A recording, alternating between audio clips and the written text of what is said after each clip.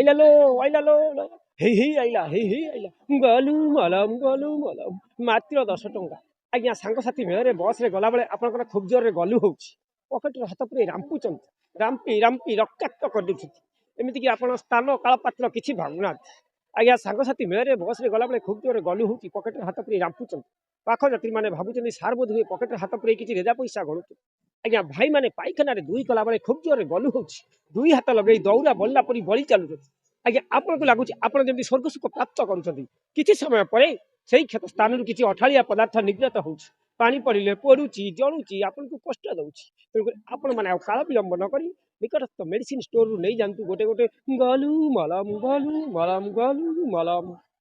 ପ୍ରଥମେ ମୁଁ ପବନପୁତ୍ର ଗଣନାଟ୍ୟରେ ଥିଲି, ପରେ ପରେ ବଜରଙ୍ଗୀ, ଗତ ବର୍ଷ ଥିଲି ଆମର ବନଦୁର୍ଗା ଜଗତସିଂହ ଆମର ବାଲେଶ୍ୱର ପାର୍ଟି, ଏ ବର୍ଷ ଶ୍ରୀକ୍ଷେତ୍ର ଗଣନାଟ୍ୟରେ କାର୍ଯ୍ୟରତ ଜାରି ଅଛି। ହାସ୍ୟ ଅଭିନେତା କରେ ଯୁବ ହାସ୍ୟ ଅଭିନେତା। ସେଟା ଥିଲା ତ ଗତ ବର୍ଷ ବନଦୁର୍ଗା ଗଣନାଟ୍ୟରେ ହରି ସାମନ୍ତଙ୍କ ନିର୍ଦ୍ଦେଶନା, ଲେଖକ ଥିଲେ ମୋର ଗୁରୁ ହରି ସାମନ୍ତଙ୍କ ଲେଖା, ତାଙ୍କ ନିର୍ଦ୍ଦେଶନା ନାଟକ ଗୋଟେ ଥିଲା। ମୁଁ ଗୋଟେ ପ୍ରଚାର କରୁଥିଲି ଗଲୁ ମଲମର ପ୍ରଚାର, ସେଟା ଥିଲା।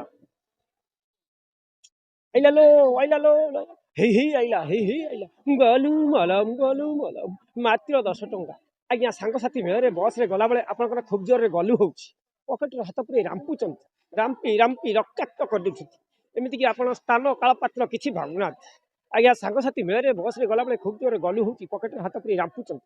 ପାଖ ଯାତ୍ରୀମାନେ ଭାବୁଛନ୍ତି ସାର୍ ବୋଧ ହୁଏ ପକେଟରେ ହାତ ପୁରେଇ କିଛି ରେଜା ପଇସା ଗଣୁଛନ୍ତି। ଆଜ୍ଞା ଭାଇମାନେ ପାଇଖାନାରେ ଦୁଇ କଲାବେଳେ ଖୁବ୍ ଜୋରରେ ଗଲୁ ହେଉଛି, ଦୁଇ ହାତ ଲଗେଇ ଦୌଡ଼ା ବଳିଲା ପରି ବଳି ଚାଲୁଛନ୍ତି। ଆଜ୍ଞା ଆପଣଙ୍କୁ ଲାଗୁଛି ଆପଣ ଯେମିତି ସ୍ୱର୍ଗ ସୁଖ ପ୍ରାପ୍ତ କରୁଛନ୍ତି। କିଛି ସମୟ ପରେ ସେଇ କ୍ଷତ ସ୍ଥାନରୁ କିଛି ଅଠାଳିଆ ପଦାର୍ଥ ନିର୍ଗତ ହେଉଛି, ପାଣି ପଡ଼ିଲେ ପୋଡୁଛି ଜଳୁଛି, ଆପଣଙ୍କୁ କଷ୍ଟ ଦେଉଛି। ତେଣୁକରି ଆପଣମାନେ ଆଉ କାଳ ବିଳମ୍ବ ନ କରି ନିକଟସ୍ଥ ମେଡିସିନ ଷ୍ଟୋରରୁ ନେଇଯାଆନ୍ତୁ ଗୋଟେ ଗୋଟେ ଗଲୁ ମଲମ।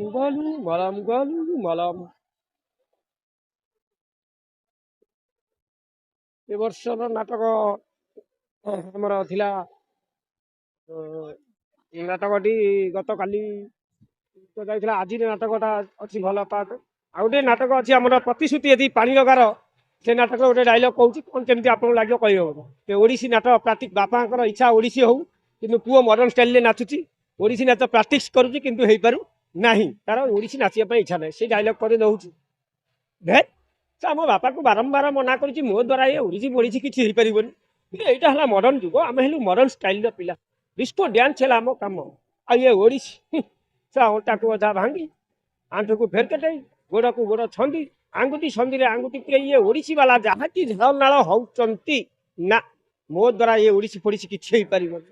ତ ବୁଢ଼ା ତ ଘରେ ନାହିଁ, ଏଇ ସୁଯୋଗରେ ଗୋଟେ ହିଟ୍ ଗାନା ଲାଗେ, ଟିକେ ପ୍ରାକ୍ଟିସ୍ କରିଦେବା। ପ୍ରାକ୍ଟିସ୍ ଚାଲିଛି ବାପା, ପ୍ରାକ୍ଟିସ୍। ଓହୋ ବାପା, ତମେ ଯୋଉଟା ଭାବୁଛ ସେଇଟା ନୁହେଁ। ତମେ ଭାବୁଛ କୋଣାର୍କ ମନ୍ଦିର ପାଖରେ ଯୋଉ କୋଣାର୍କ ମହୋତ୍ସବରେ ଓଡ଼ିଶୀ ନାଚ ପାଖରେ ଲୋକମାନଙ୍କର ଭିଡ଼ ହୁଏ, ନା ନା ନା ନା ନା, ଭିଡ଼ ହୁଏ କିନ୍ତୁ ଓଡ଼ିଶୀ ନାଚ ପାଖରେ ନୁହେଁ, କୋଣାର୍କ ମନ୍ଦିର ପାଖରେ। କାହିଁକି ନା, ମୋତେ ସେ କଥା ପଚାରୁନ। କାହିଁକି ନା କୋଣାର୍କ ମନ୍ଦିର ଉପରେ ସୁନ୍ଦର ସୁନ୍ଦର ମଡର୍ଣ୍ଣ ଷ୍ଟାଇଲରେ ଯୋଉ ମୂର୍ତ୍ତି ମାନ ସ୍ଥାପନ କରାଯାଇଛି, କିଏ କାହାକୁ ଟେକି ଧରିଛି ତ, କିଏ ତାପରେ ଶୋଇ ପଡ଼ିଛି, ଆଉ କିଏ କାହାକୁ ଚୁମନ ଦଉଛି ତ, କିଏ କାହାଠୁ ଚୁମନ ଖାଉଛି। ଆଉ ତମେ କହୁଛ କ'ଣ ନା ଓଡ଼ିଶୀ, ନା ମୋ ଦ୍ୱାରା ସେ ଓଡ଼ିଶୀ ଫୋଡ଼ିଶୀ କିଛି ହେଇପାରିବ।